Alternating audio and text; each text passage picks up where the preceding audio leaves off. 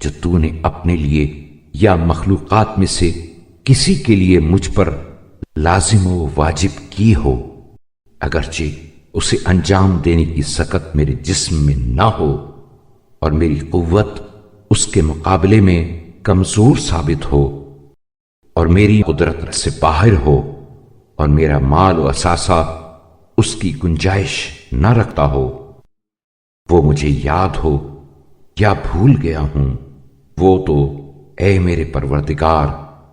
ان چیزوں میں سے ہے جنہیں تو نے میرے ذمے شمار کیا ہے، اور میں اپنی سہل انگاری کی وجہ سے اسے بجا نہ لایا، لہذا اپنی وسیع بخشش اور کثیر رحمت کے پیش نظر اس کمی کو پورا کر دے، اس لیے کہ تو تونگر و کریم ہے، تاکہ اے میرے پروردگار جس دن میں تیری ملاقات کروں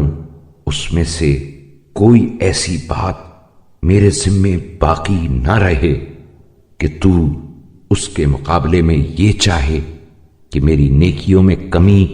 یا میری بدیوں میں اضافہ کر دے۔ اے اللہ، رحمت نازل فرما محمد صلی اللہ علیہ وآلہ وسلم اور ان کی آل پر، اور آخرت کے پیش نظر صرف اپنے لیے عمل کی رغبت عطا کر، یہاں تک کہ میں